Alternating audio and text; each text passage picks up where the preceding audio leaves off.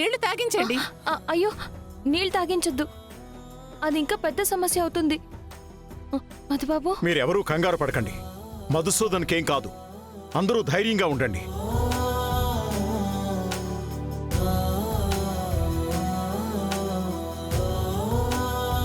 Madhusudan daddy, మీకేం కాలేదు మధుబాబు, చిన్న షాక్ కొట్టింది అంతే. లక్ష్మి, ఇప్పుడు నీళ్లు తాగించు. మధుబాబు, తాగండి.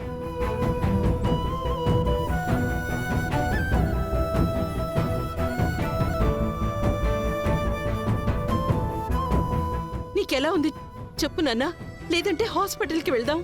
అమ్మా పర్లేదమ్మా, నేను నార్మల్గానే ఉన్నాను. మీరు అనవసరంగా భయపడకండి. అమ్మయ్యా, మధుబాబుకేం పర్లేదు అత్తయ్య, చిన్న షాకే కాబట్టి ప్రమాదం తప్పింది. కాసేపు విశ్రాంతి తీసుకుంటే సరిపోతుంది. అయినా ఇస్త్రీ పెట్టి షాక్ కొట్టడం ఏంటి? నాన్నగారు ఆగండి, మీరు దాన్ని టచ్ చేయకండి, నేను చెక్ చేస్తాను. సరే చూడు. అమ్మా శ్రీలక్ష్మి, మధుసూదన్ని తీసుకెళ్ళమ్మా. లేమేడి, జాగ్రత్త. రా. అమ్మా శ్రీలక్ష్మి, చాలా తెలివిగా మధుసూదన్ ప్రాణాలు కాపాడావు శ్రీలక్ష్మి. లేదంటే ఏమయ్యేదో ఏమో.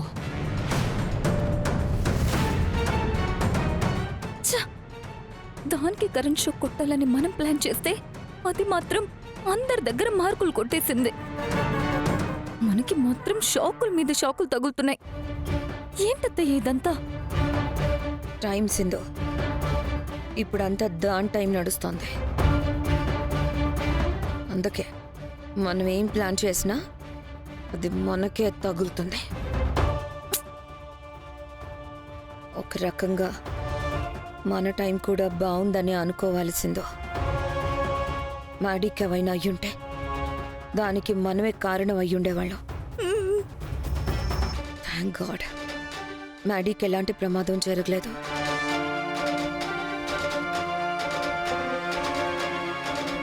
ప్లాన్ మిస్ అయిందని డిసప్పాయింట్ అవ్వకసిందో. రేపు ఎలాగో మదర్స్ డే ఉంది కదా, ఈరోజు మిస్ అయిన ప్లాన్ రేపు మిస్ అవ్వకుండా చూసుకుందాం.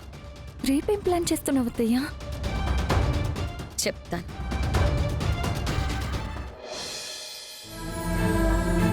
జాగ్రత్త మధుబాబు. మీ బట్టలు నా ఇస్త్రీ చేద్దాం అనుకున్నాను. అంతలోనే పెద్దయ్య టీ అడిగితే కలుపుదామని వెళ్ళాను. ఇంతలోనే మీరు వచ్చారు. ఆ కరెంట్ షాకు నాకు తగిలినా బాగుండేది. అయినా అక్కడికి మీరెందుకు వచ్చారు మధుబాబు?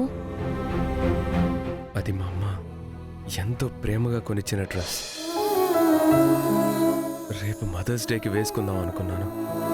నేను సడన్గా చూసేసరికి ఆ డ్రెస్ కాలిపోతుంది. అందుకే వెళ్ళాను. దేవుడి దయ వల్ల పెద్ద ప్రమాదం తప్పింది మధుబాబు. థ్యాంక్స్ అరబసు.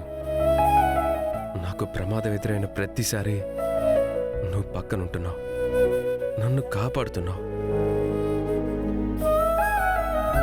కానీ మా అమ్మ కొనిచ్చిన డ్రెస్ని మాత్రం నేను కాపాడుకోలేకపోయాను. మీరు కాసేపు రెస్ట్ తీసుకోండి మధుబాబు. ఈ టైంలో ఎక్కువగా ఆలోచించకూడదు. మీరు పడుకోండి, పడుకోండి మధుబాబు.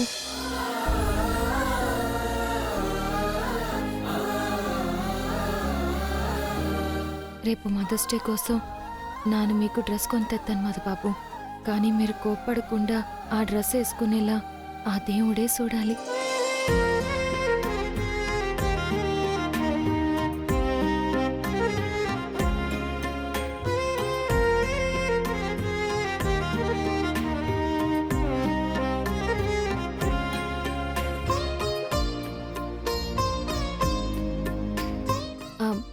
ఏంటత్తయ్య గారు మీరు మరీ చిన్నపిల్లలాగా ఏడుతున్నారు? అసలు ఇప్పుడు మధుబాబుకి ఏమైందని చూడండి, రాజకుమారుల్లా నిద్రపోతున్నారు.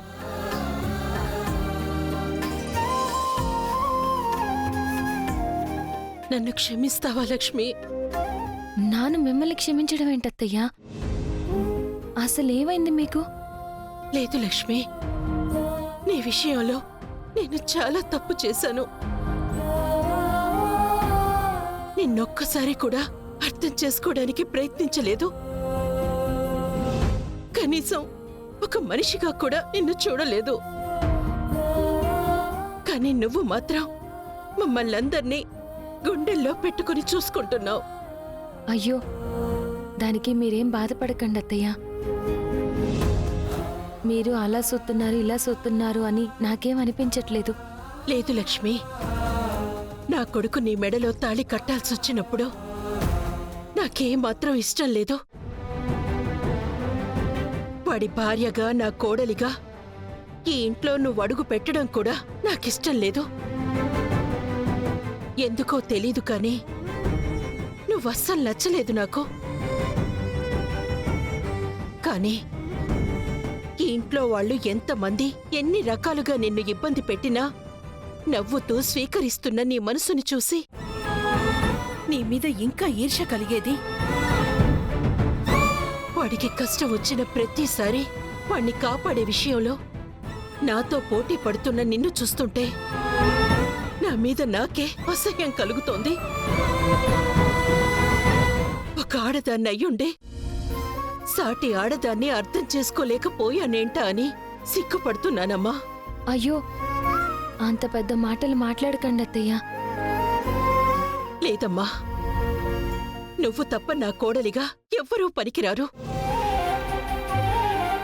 నీకన్నా మంచి అమ్మాయి ఈ జన్మలో వాడికి భార్యగా దొరకదు. నీలాంటి మంచి అమ్మాయినా ఇంతకాలం నేను తిట్టుకుంది. నువ్వు బంగారు లక్ష్మివి. నువ్వు నన్ను క్షమించాలి లక్ష్మి. అత్తయ్య ఇంకోసారి ఆ మాట అనకండి. పోనీ నీకోసం నన్నేం చేయమంటావో చెప్పు లక్ష్మి. నీకోసం ఏవైనా చెయ్యాలనిపిస్తోంది. అయితే ఒక పని చేయండి అత్తయ్య. చెప్పు లక్ష్మి, ఏం చెయ్యాలి?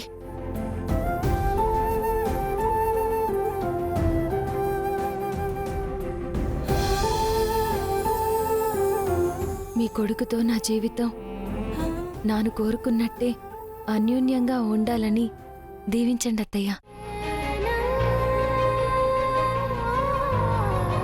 నా కొడుకు నువ్వు కలకాలం ఆయురారోగ్యాలతో పిల్లా పాపలతో ఆనందంగా ఉండాలని మనస్ఫూర్తిగా ఆశీర్వదిస్తున్నాను.